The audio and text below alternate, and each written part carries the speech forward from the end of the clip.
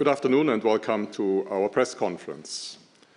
Welcome also President Lagarde and Vice President de Guindos. My name is Wolfgang Preußel.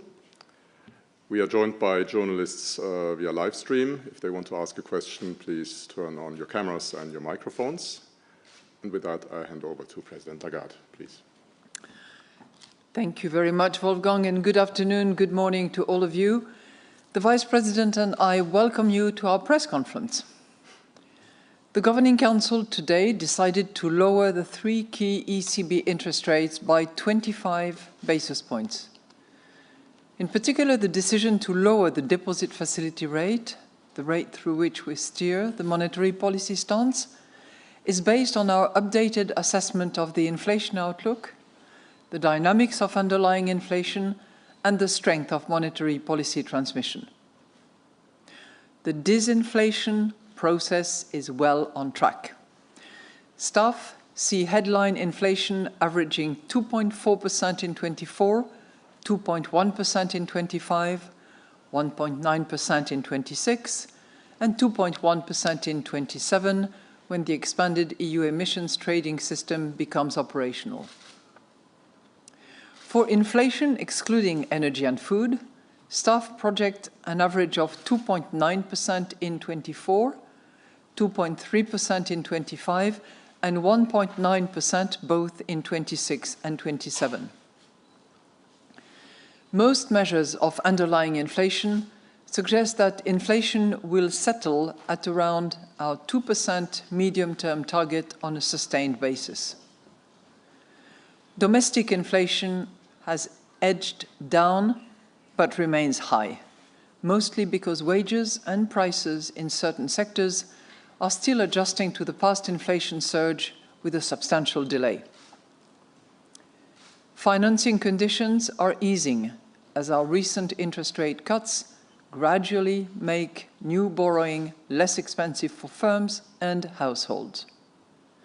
But they continue to be tight because our monetary policy remains restrictive and past interest rate hikes are still transmitting to the outstanding stock of credit.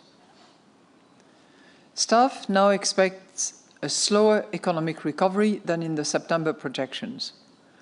Although growth picked up in the third quarter of this year, survey indicators suggest it has slowed in the current quarter. Staff see the economy growing by 0.7% in 24, 1.1% in 25, 1.4% in 26, and 1.3% in 27. The projected recovery rests mainly on rising real incomes, which should allow households to consume more and firms increasing investment. Over time, the gradually fading effects of restrictive monetary policy should support a pickup in domestic demand. We are determined to ensure that inflation stabilizes sustainably at our 2% medium-term target. We will follow a data-dependent and meeting-by-meeting approach to determining the appropriate monetary policy stance. In particular, our interest rate decisions will be based on our assessment of the inflation outlook in light of the incoming economic and financial data, the dynamics of underlying inflation, and the strength of monetary policy transmission. We are not pre-committing to a particular rate path. The decisions taken today are set out in a press release available on our website. And I will now outline in more detail how we see the economy and inflation developing, and will then explain our assessment of financial and monetary conditions. Looking at the economic activity. The economy grew by 0.4% in the third quarter, exceeding expectations. Growth was driven mainly by an increase in consumption, partly reflecting one-off factors that boosted tourism over the summer, and by firms building up inventories. But the latest information suggests it is losing momentum. Surveys indicate that manufacturing is still contracting and growth in services is slowing. Firms are holding back their investment spending in the face of weak demand and a highly uncertain outlook. Exports are also weak, with some European industries finding it challenging to remain competitive. The labour market remains resilient. Employment grew by 0.2% in the third quarter, again by more than expected. The unemployment rate remained at its historical low of 6.3% in October. Meanwhile, demand for labour continues to weaken. The job vacancy rate declined to 2.5% in the third quarter, 0.8 percentage points below its peak, and surveys also point to fewer jobs being created in the current quarter. The economy should strengthen over time, although more slowly than previously expected. The rise in real wages should strengthen household spending. More affordable credit should boost consumption and investment. Provided trade tensions do not escalate, exports should support the recovery as global demand rises. Fiscal and structural policies should make the economy more productive, competitive, and resilient. It is crucial to swiftly follow up with concrete and ambitious structural policies on Mario Draghi's proposals for enhancing European competitiveness and Enrico Letta's proposals for empowering the single market. We welcome the European Commission's assessment of governments' medium-term plans for fiscal and structural policies as part of the EU's revised economic governance framework. Governments should now focus on implementing their commitments under this framework fully and without delay. And this will help bring down budget deficits and debt ratios on a sustained basis, while prioritizing growth-enhancing reforms and investment. Turning now to inflation. Annual inflation increased to 2.3% in November, according to Eurostat's flash estimates, from 2% in October. The increase was expected and primarily reflected an energy-related upward base effect. Food price inflation edged down to 2.8% and services inflation to 3.9%. Goods inflation went up to 0.7%. Domestic inflation, which closely tracks services inflation, again eased somewhat in October, but at 4.2%, it remains high. This reflects strong wage pressures and the fact that some services prices are still adjusting with a delay to the past inflation surge. That said, underlying inflation is overall developing in line with a sustained return of inflation to target. The increase in compensation per employee moderated to 4.4% in the third quarter from 4.7% in the second. Amid stable productivity, this contributed to slower growth in unit labour costs. Staff expect labour costs to increase more slowly over the projection horizon as a result of lower wage growth and higher productivity growth. Moreover, profits should continue to partially offset the effects of higher labour costs on prices, especially in the near term. We expect inflation to fluctuate around its current level in the near term, as previous sharp falls in energy prices continue to drop out of the annual rates. It should then settle sustainably at around the 2% medium target. Easing labour cost pressures and the continuing impact of our past monetary policy tightening on consumer prices should help this process. Most measures of longer-term inflation expectations stand at around 2%, and market-based indicators of medium to longer-term inflation compensation have decreased measurably since the Governing Council October meeting. So let's look at the risk assessment. The risks to economic growth remain tilted to the downside. The risk of greater friction in global trade could weigh on euro area growth by dampening exports and weakening the global economy. Lower confidence could prevent consumption and investment from recovering as fast as expected. This could be amplified by geopolitical risks such as Russia's unjustified war against Ukraine and the tragic conflict in the Middle East, which could disrupt energy supplies and global trade. Growth could also be lower if the lagged effects of monetary policy tightening last longer than expected. It could be higher if easier financing conditions and falling inflation allow domestic consumption and investment to rebound faster. Inflation could turn out higher if wages or profits increase by more than expected. Upside risks to inflation also stem from the heightened geopolitical tensions, which could push energy prices and freight costs higher in the near term and disrupt global trade. Moreover, extreme weather events and the unfolding climate crisis more broadly could drive up food prices by more than expected.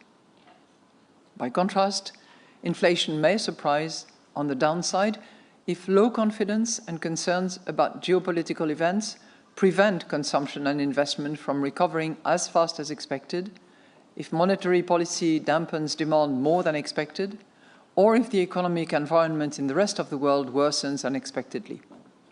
Greater friction in global trade would make the euro area inflation outlook more uncertain.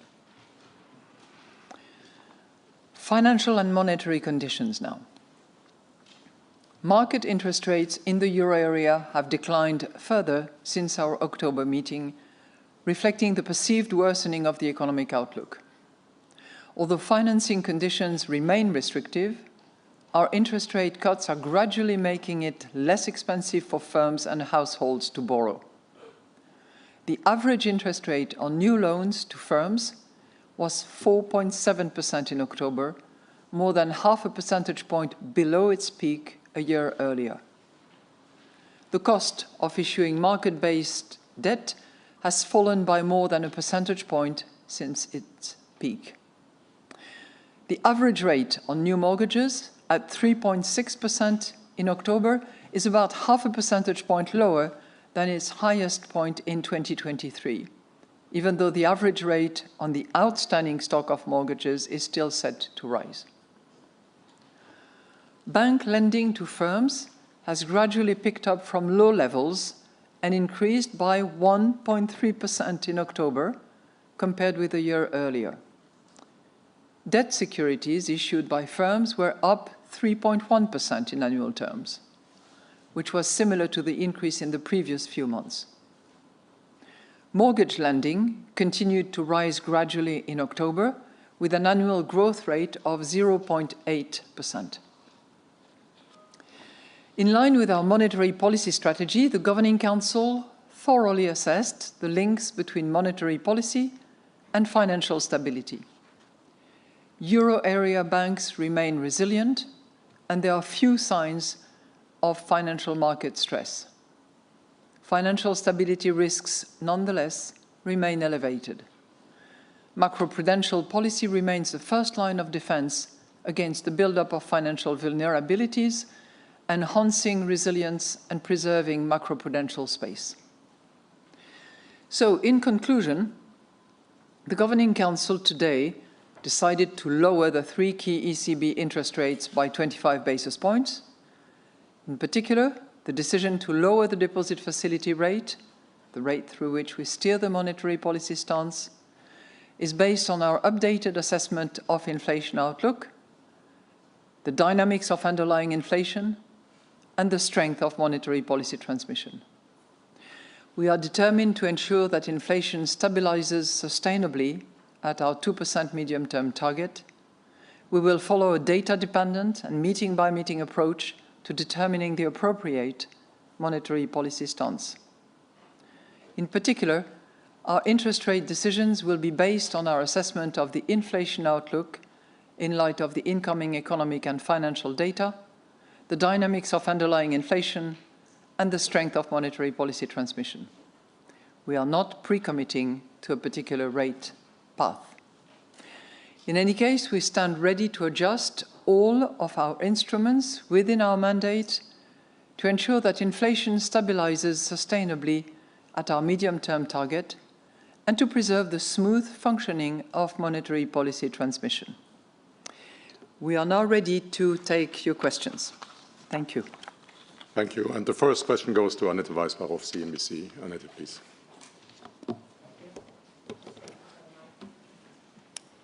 President Lagarde, I have two questions. Thanks, first of all, for taking them. The first is like on a general flavor of the arguments which have been exchanged in order to reach the decision today. So what were the key arguments in favor of that 25 basis point rate cut? Second question, you dropped the reference to need to keep interest rate restrictive or sufficiently restrictive for the foreseeable future. Does that also mean that you consider perhaps a larger rate cut at your next policy meeting, or is that something you have been discussing at least? Thank you. Well, thank you very much for your two questions. We had a governing council meeting that was the last of 2024, and which really led us to acknowledge not yet the victory against inflation, not yet mission accomplished, but certainly it led us to acknowledge that inflation was really on track in terms of reaching our 2% target in the medium term. And, that gave us a level of confidence to actually decide a cut and to decide the appropriate cut, which is, in our view, 25 basis points. That proposal was agreed by all members of the Governing Council. There were some discussions with some proposals to consider possibly 50 basis points, but the overall agreement to which everybody rallied was that 25 basis points was actually the right decision. And I think it was predicated on three key elements. The first element is that inflation in our projections has converged towards 2% for 6 projections exercises in a row. So you probably have forgotten, as I wish I had, the days when everybody was considering that maybe we would slip into 26 and we would not reach 2% in 25. Well, as I said, 6 times in a row, our projections are telling us that we will be at 2% target in the course of 25. And if anything, it has moved a little bit forward in the course of 25. But suffice to say that in 25, we shall be at 2%. And that is, clearly reflected in the projections that we have. I think the second element is that past shocks have pushed underlying inflation down. If I look, for instance, at wages, if I look at profits, and you remember the discussion that we had many times about the buffer that profits could exercise to absorb additional labor cost. Well, we are actually seeing that reality unfolding, and the projection for compensation, whether we look at the wage tracker, whether we look at compensation per employee, whether we look at the vacancy ratio, all of that is pointing in the direction of wages gradually, in the course of 25, reaching a percentage increase that is compatible with our 2% target. And in terms of profits, we are also observing the same movement of profits having declined and being in a position to absorb some of these labor costs. Productivity, we are beginning to see also a little bit more promising numbers. So those 3 components, wages, profit, productivity, also heading in the right direction. And I think The third element that we took into consideration and that led us to this decision is that, risk to inflation is not two-sided, clearly. And that led us to, number one, making the decision that we've made, but also removing the reference to restrictiveness that you have mentioned. And by that, I'm also addressing your second question by the same token. But having said all that, we still have service inflation, which is running high. And if we look in particular at domestic inflation, we are still at 4.2%.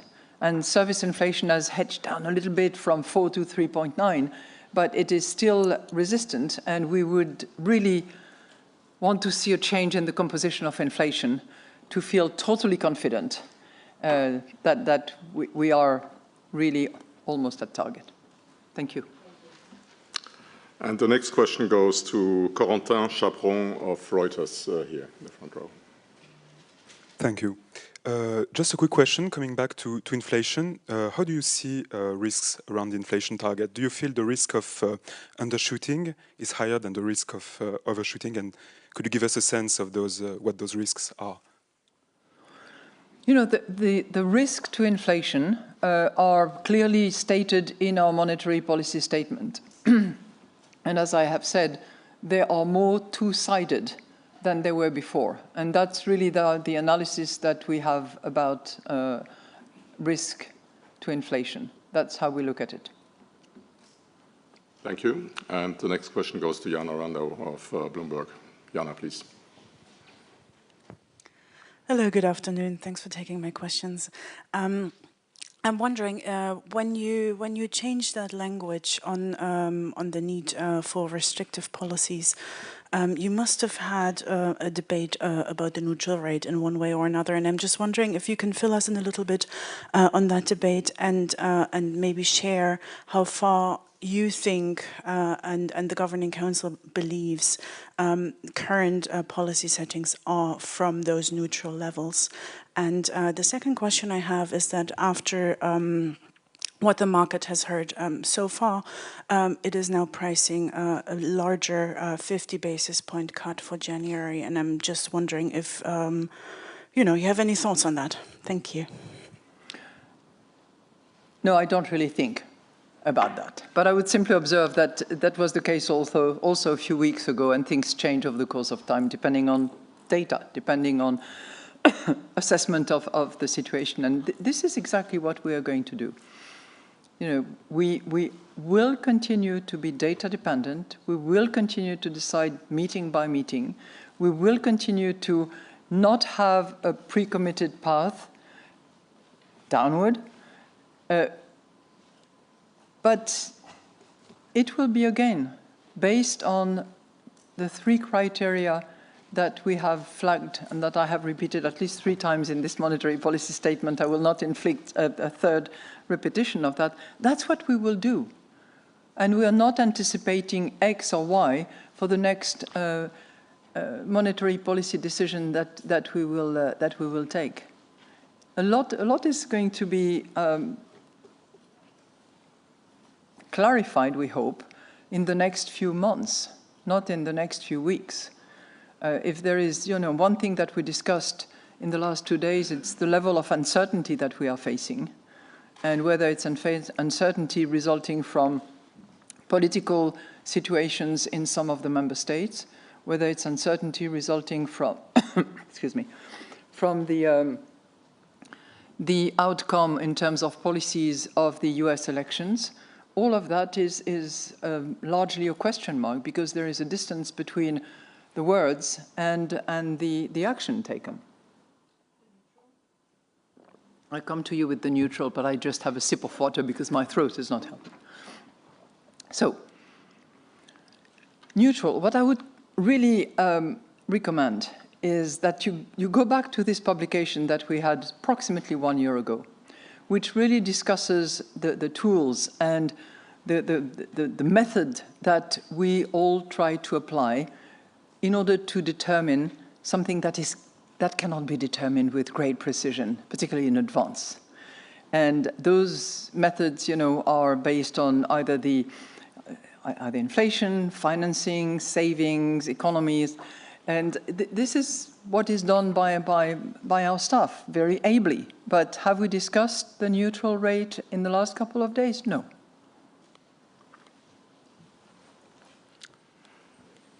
The next question goes to Aude Kersulec of BFM Business, French television. Thank you. Thank you, Mrs. Lagarde, for taking my questions. What happens if the US sets up tariffs against Europe? Will the ECB react? And second question, inflation and core inflation in medium term will settle at around 2%, so this is your mandate. Do you think it's time now to focus on improving the domestic demand and growth that are both low, whereas the American economy is vigorous? Thank you. Okay, thank you for your two questions. The first one about trade. You know, I've given my views very extensively in a recent Financial Times interview, and I continue to think that restrictions on trade, protectionist measures are not conducive to growth and ultimately have an impact on inflation that is largely uncertain. In the short term, it's probably net inflationary, probable, but the overall impact on inflation is uncertain because it is going to depend on the scope of the measures, on the retaliation that is decided, on the rerouting of trade traffic from other parts of the world, and that is a very complex situation with movable parts, which we will determine if and when they come. On your second question, I'm tempted to suggest that you put it to somebody else, because, you know, our focus is price stability. That is our mandate, and that's the best we can do to help economic actors to make their decisions and to create growth and create value. Everybody has to do their job. We have to provide price stability. Member states in Europe and in the euro area in particular have to comply and respect the governance, the fiscal governance framework that they have established for themselves. And that includes a combination of fiscal consolidation and growth-enhancing measures at the same time.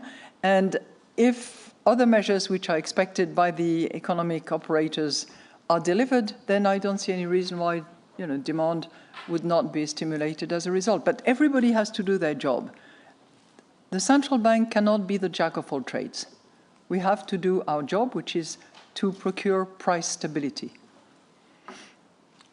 And the next question goes to Olaf Storbeck of the Financial Times. Olaf, please. Thanks. I have also a question on this dropped reference to keeping policy rates sufficiently restrictive. This was seen as a kind of sign of the tightening bias by many people, I think also within the ECB. Dropping this reference, does it mean you now have an easing bias, or would that be pushing it too far? It would be interesting to get your thoughts on that. And my second question would be on the staff projections. I think in September, the minutes showed that when the projections were presented, there was already a concern that they might be too optimistic because of kind of things that had happened between the cutoff and the meeting. Has this been the case again this time? And did you discuss how to respond to kind of in a scenario that those projections turn out to be too optimistic? Thanks. You know, on your first question about restrictiveness, we are currently restrictive. And it's stated very clearly in the monetary policy statement in the 4th paragraph, if I recall, where we say very clearly that, I want to give you the exact reference so that we don't make any mistake. It is in the 4th paragraph. Say, we talk about the financing conditions, and we say, but they continue to be tight because our monetary policy remains restrictive. So we are currently restrictive. There is, you know, no questioning in that respect. And the direction of travel currently is very clear. The pace at which it happens, the data that will determine it, the method that we will apply, the meeting by meeting, all of that is quite clear. But, you know, obviously, a lot of ground has been covered. We have already cut interest rates 4 times, total of 100 basis points. We are now, as a result of this decision today, at 3% for the DFR. And we are in a completely different environment. We are getting much closer to target. As I said earlier, our projections for 6 times in a row indicate convergence towards 2% in 2025. We see two-sided risk to inflation. So the macroeconomic landscape in which we make our decisions is vastly different from the days when we were at very high inflation, we had a lot of ground to cover, and risk to inflation was one-sided.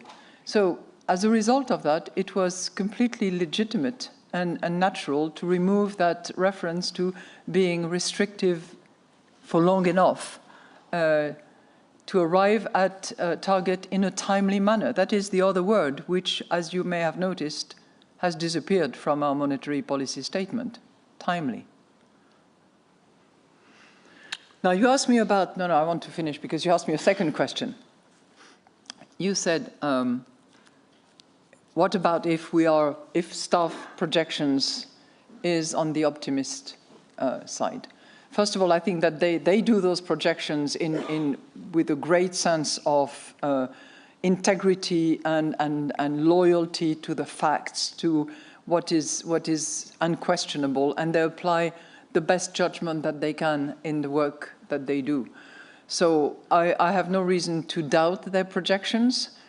The element which has changed and which has been reinforced, as you will have noted also in the monetary policy statement, is the downside risk, particularly downside risk to growth, which is more elaborate in the wording of the MPS. And I think that that's a way to indicate that given the uncertainty that we have in abundance, it is also the right approach to beef up the risk measurement.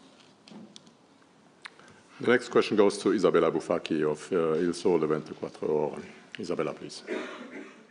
Good afternoon, and thank you for taking my questions. My questions are on PEP and on TPI. Now, on PEP, you will not have anymore the flexibility of reinvesting the redemptions coming due at the PEP portfolio. And you used it to counter risk to the monetary policy transmission mechanism. So what do you think will be this impact of ending these reinvestments by PEP? You will only have now a TPI in a way to intervene on the mechanism, monetary policy mechanism. And at the moment, the spreads are not moving much, but I must say that the markets are surprised, for example, on the OAT Bund spread, with such a huge turbulence, it's not moving. And some traders are wondering whether you have been using TPI. But are we ever going to know if you use TPI? At least we knew you were using the PEP reinvestments. Thank you. Well, thank you for your 2 questions. You are correct that PEP is coming to the end of its active life because we will stop any reinvestment as of the 15th or 16th of December. This will be the last reinvestment phase. And it has proven an incredibly efficient tool in order to fight the pandemic when we faced the pandemic. It was also an extraordinary tool in that it was associated with flexibility with no reference to the capital keys, if you remember, which was also quite a breakthrough and quite an exceptional tool for exceptional circumstances. Okay. I think the last time we used the flexibility was in July 23. It hasn't been used since that at all. And yes, there was publication on a regular basis, And I think we will continue to have publications, I think on a monthly basis, actually, as opposed to the bi-monthly, which was or every other month in the past, just to indicate what is the maturity of those bonds that are coming to maturity. We did not discuss TPI, and if you're interested in the conditions and the terms and the publication and the modalities, there's a great press release which is out there and which includes all of that. Thank you. And the next question is for Santi Pignol of Market News International. Santi, please. Hello, good afternoon. Hello. Yeah, you said that this greater confidence on the projections that we are seeing, with this 6 in a row targeting 2% in 2025, I was wondering if this greater confidence in the projections could us to assume that even if we remain data dependent, it's correct to assume that the ECB is going to cut for the next meeting unless this data dependency advise not to, because these projections have a market curve of interest rate that assume that. And my other question is, given this already pretty low growth in forecast, my question is if they incorporate this slowing growth rate that we have to expect from the US new administration or not, and if you have a saying on that. Thank you very much. So on the, it's a general question you have on projections, really. So the uncertainty that I referred to stemming from the policies that would be decided by the next US administration is not incorporated in the baseline, except, I think, from memory, the extension of the tax reduction that were, in a way, committed by both candidates to the presidency. So I think that portion is included. It has a fiscal dimension to it. But the trade dimension is only incorporated indirectly, as you said, through using the yield curve and other market-determined elements, which are only part of the many assumptions or data that are taken into consideration by staff when they do their projections. So the trade uncertainty is captured in the risk assessment section, and we have taken the precaution to add a full sentence at the end of the risk paragraph to relate to the friction in relation to trade. And as I said to your colleague earlier on, it's a risk. In and of itself, it's not good for growth at large. It produces uncertain inflation impact in the euro area, at least. I would not pass judgment on what impact it would have on the US. But it's very tentative and it's very uncertain. And you really have to dig into it to appreciate what the impact will be.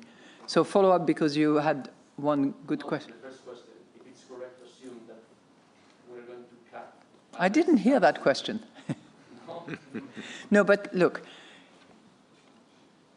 I think you should appreciate that we are on a path currently that leads us to reach our 2% target medium term, and that our monetary policy stance, each and every step of the way, at each meeting, will be determined by the data that we have, by the projection that is proposed by our staff, and will be based on those three criteria that you know well. So to assume anything in particular at any point in time, I think is not the right approach, because we are going to continue to be data dependent. We are not pre-committing to a particular path. We simply indicate by removing the reference to restrictiveness that we have come a long way. The situation is very different. We are much closer to a target which we are seeing much more closely now. And as a result of that, we want to remain appropriate in our determination of monetary policy. If you want to compare apples and apples, its restrictiveness goes, appropriate determination replaces it, because we are getting closer. But we're not done. Let's face it. When you still have 4.2% domestic inflation and wages that are, of which the growth is slowing down, you have to be very cautious. Next question goes to Guillaume Benoit of Les Echos. Guillaume, please. Bonjour, Madame la Présidente. Thank you for taking my question. Could you please elaborate on, as you put it, the political instability in certain member states put the reaching of the goal at risk, and how the ECB can react to it? Well, thank you very much for your question, but I don't comment on any particular member state. I was simply referring, and I refer again in response to your question, to the uncertainty that is stemming from the lack of budget submission by several member states. If you ask me the list, I will be happy to procure it.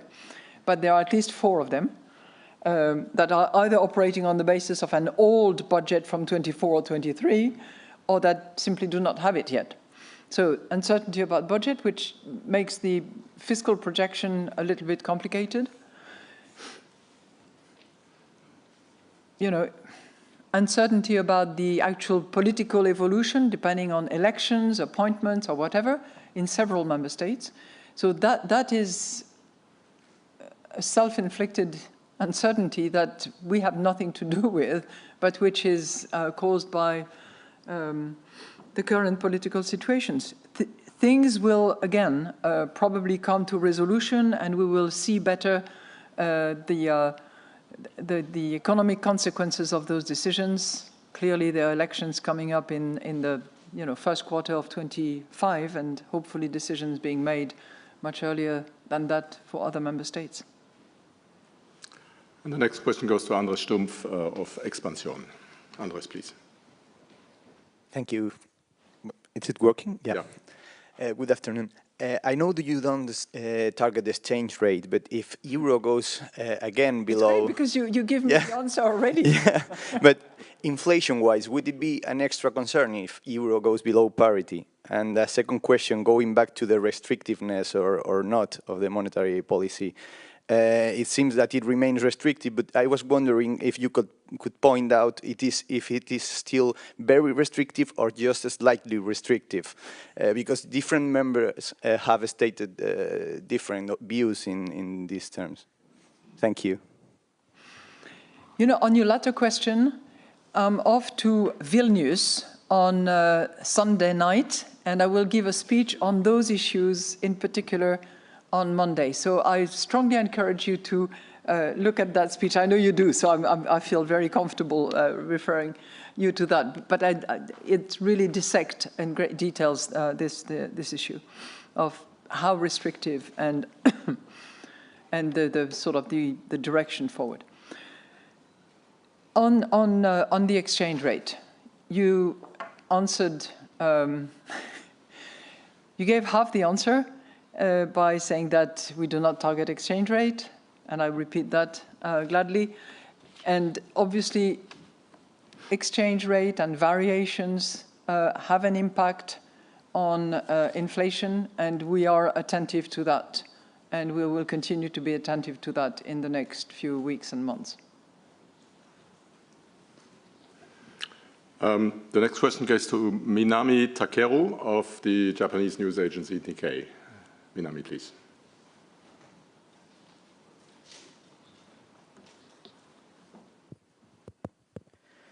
Good afternoon. Thank you very much for taking my question, President Lagarde.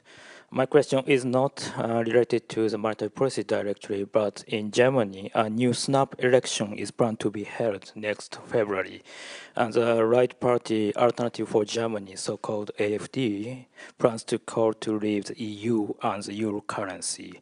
The argument is not new, but it seems the support for this party will be strong in this election. And as the ECB's president who protects the Euro system and democracy, what can you say now? Thank you very much.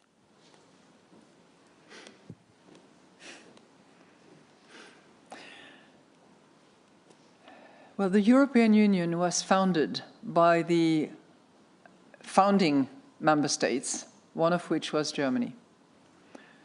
And it came on the step of a horrible period of time when member states currently sitting at the same table were at each other's throat. And that caused the killing and the dying of many, many, many Europeans. And I would very much hope that this history, which is at the root of the construction, stays very clear on the mind of everyone. Thank you.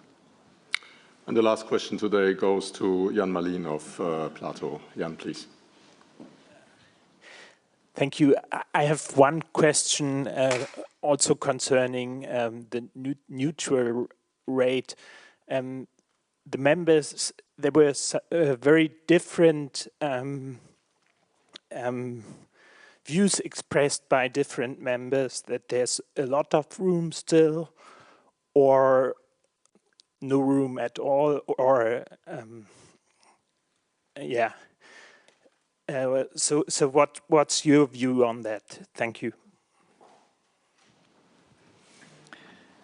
You know, I think this issue of the neutral rate is one that we will probably debate more and further as we get closer to where it eventually is. And we will probably apply the various tools and methodologies that are suggested by staff in that work that was published about a year ago.